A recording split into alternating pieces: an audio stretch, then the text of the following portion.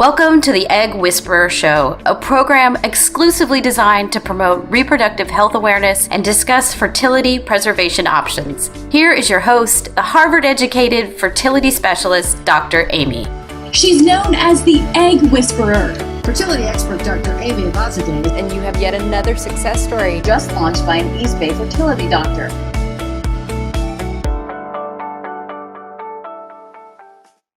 Welcome to the Egg Whisperer Show. I am so excited to have Dina Kupfer on today's show. Dina, welcome. Thank you for having me. Hi. Hi. We're going to talk about normalizing the conversation around fertility. And I want to tell our listeners and followers a little bit more about you.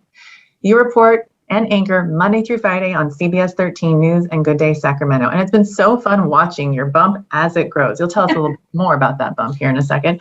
You were born in Texas and went to University of Oregon, where you studied broadcast journalism. And you are the winner of 2 Emmys for your reporting. And you recently started about talking.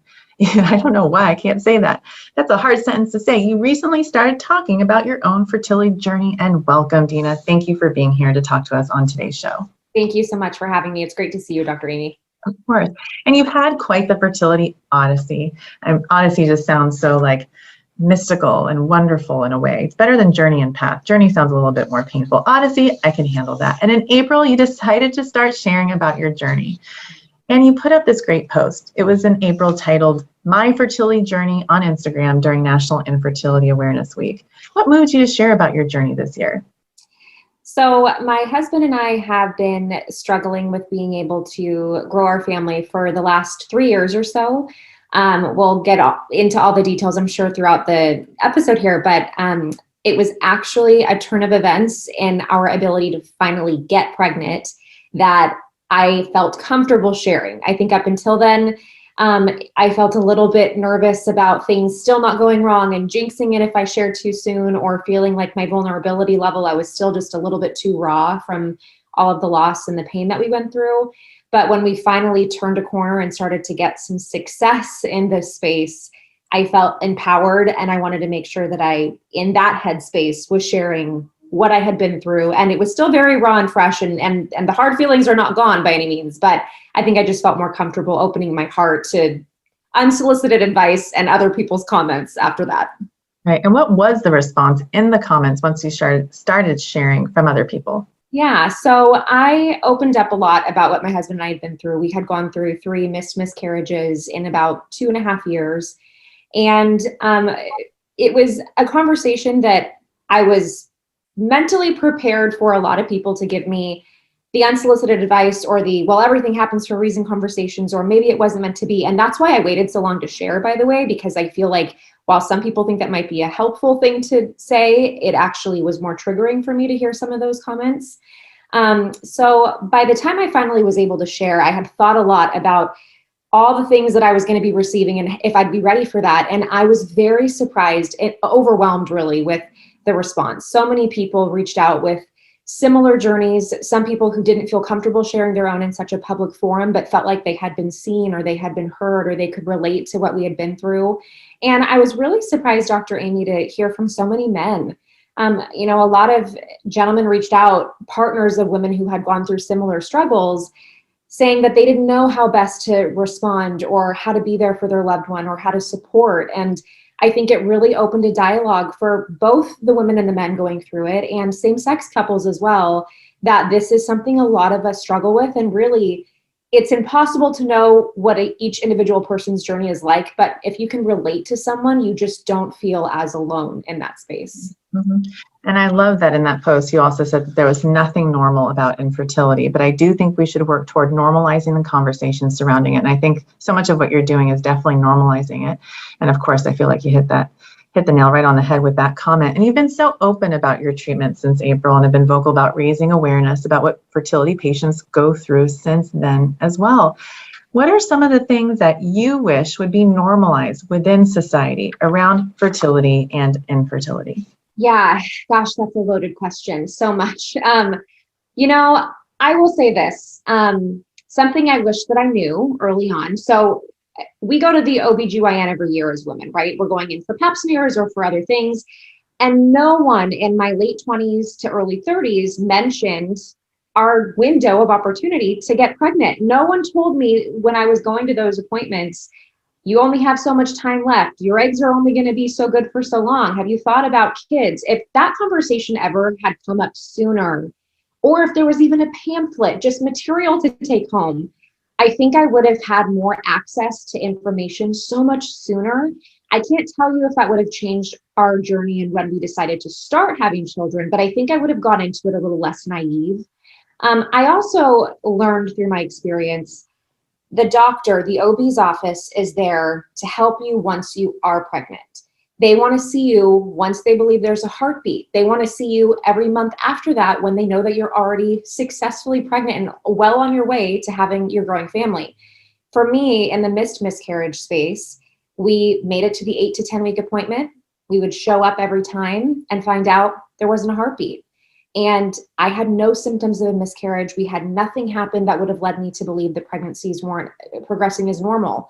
And it was really challenging to be in an OB's office and receive that news, because in that moment, I was told, go home, take care of it, and we'll see you again when you try again.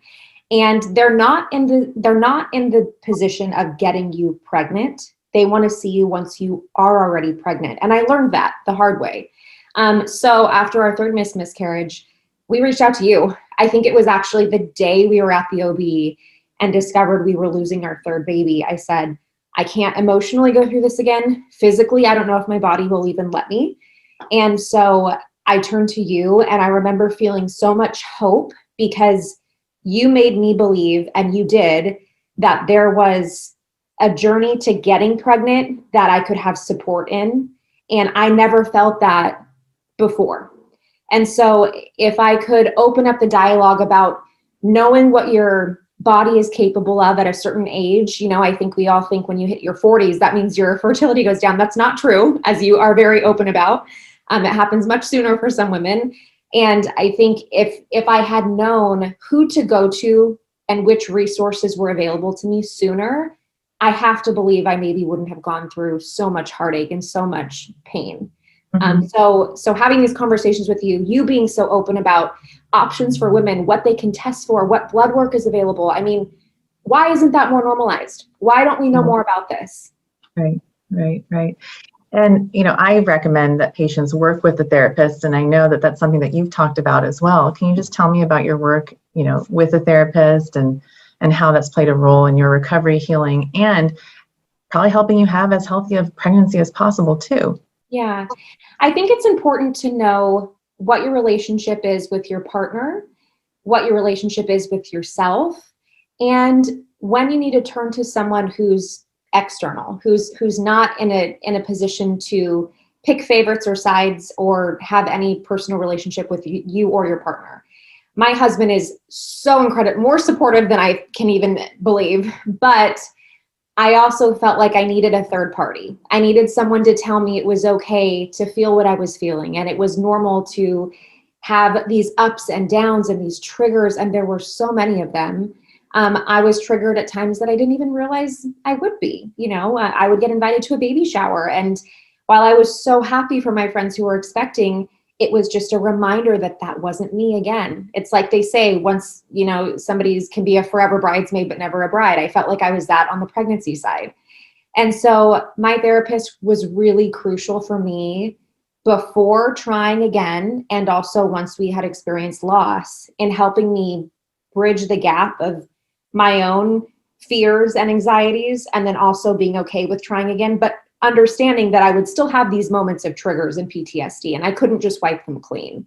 And so I will always recommend having somebody that you can talk to that is not a family member, that is not a friend, just to give you a little bit of support in a way that they're not just saying things to make you feel better, they're helping determine what you need in that space and at that time.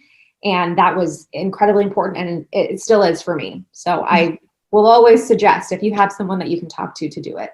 And I imagine there still could be triggers, with the losses that you've had, those things can still come up, especially when you have, and you describe PTSD. What do you do specifically when something comes up and you are triggered, or you're experiencing that anxiety that sometimes reminds you maybe of PTSD or current PTSD? What do you do specifically?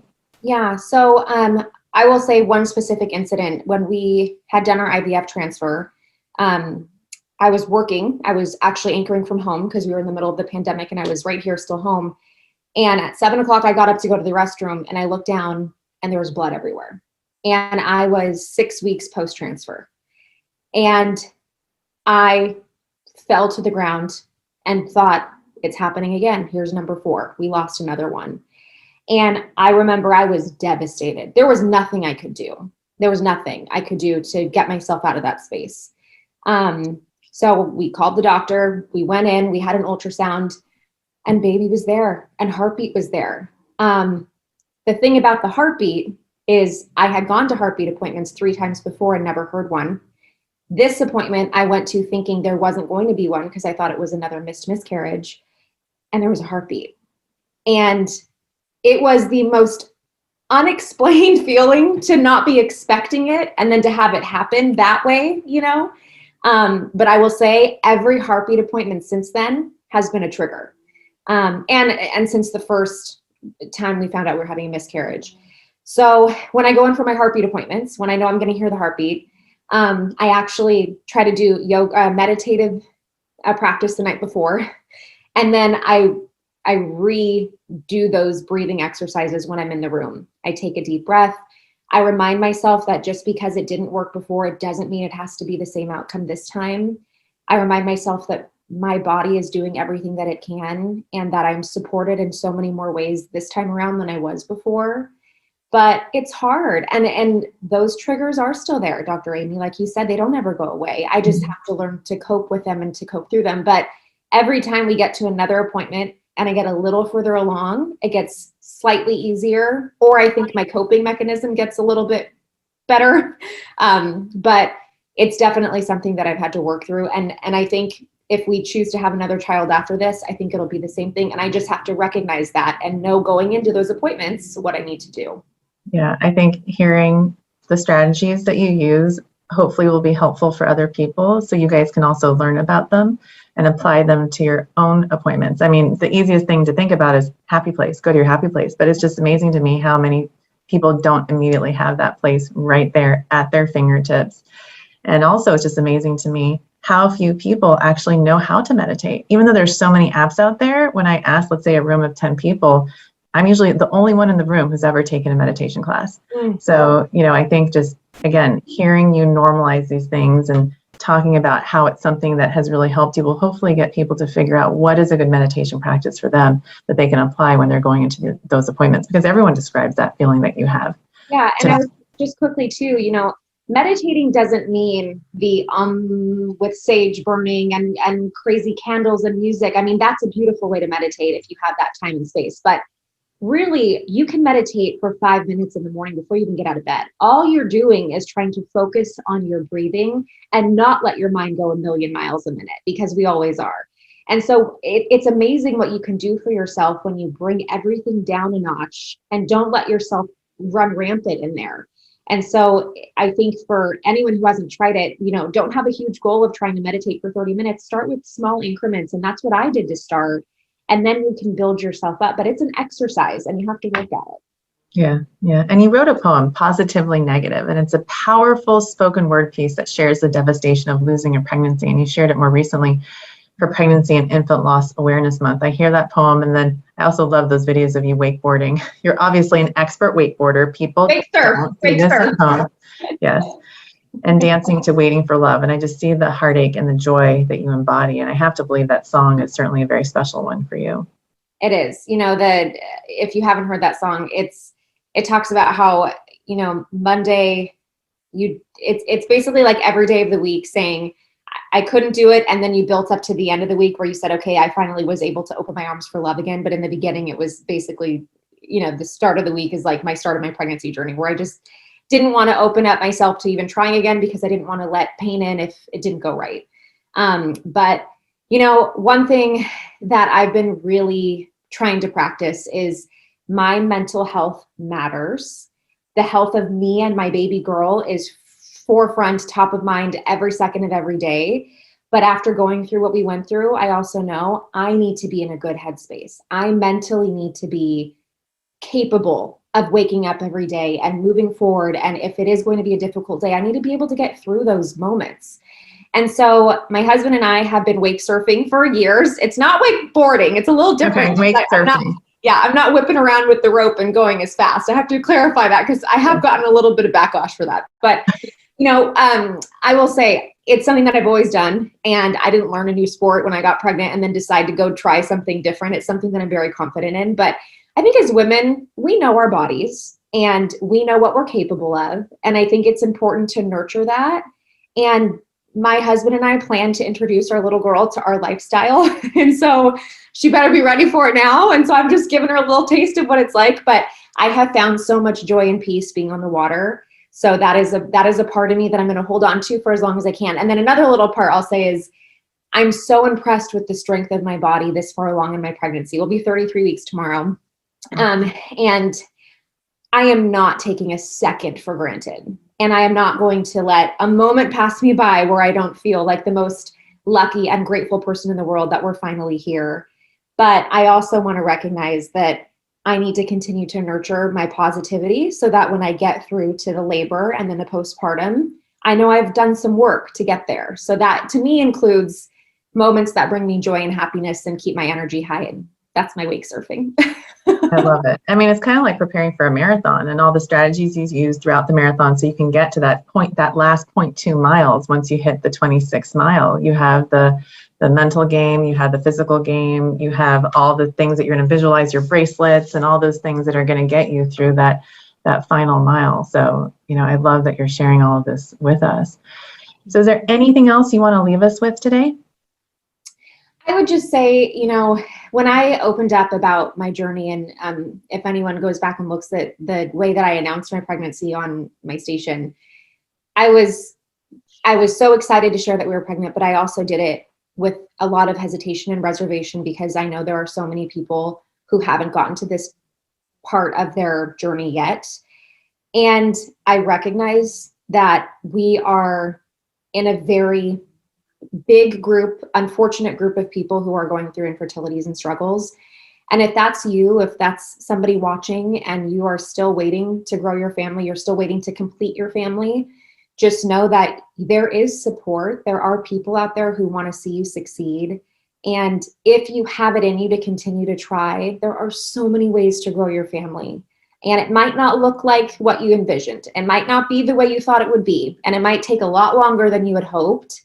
But if your end goal is to have a bigger family, then I just encourage you to keep going and to seek the help and the advice and the resources, especially with people like Dr. Amy, because there's so many ways out there. And my heart is with everyone who's still working at it. And I know that it's a challenging road, but gosh, I just feel like this is the most worth it I've ever experienced in my life. And I can't wait to meet our little girl in December or November.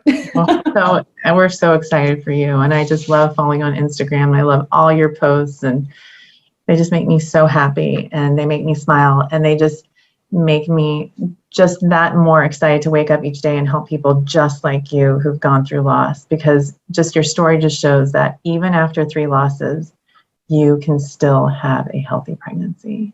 And I think that with your positivity, Dr. Amy, you helped me pass that threshold of being devastated and feeling like there was no hope to finally feeling like there could be light at the end of the tunnel. And it took me finding you to feel that. So I just hope everyone out there finds their Dr. Amy and to have someone in their corner that helps them bridge that gap, because it's possible. You just have to find the right resources and the right support system. If you're listening right now and not watching, I have tears in my eyes. Thank you, Dina. Love you. Thank you so much for sharing everything with us. We'll see you later. Thanks again. Welcome to the Egg Whisperer Show, a program exclusively designed to promote reproductive health awareness and discuss fertility preservation options. Here is your host, the Harvard-educated fertility specialist, Dr. Amy. She's known as the Egg Whisperer. Fertility expert Dr. Amy Abazadeh, And you have yet another success story. just launched by an East Bay fertility doctor.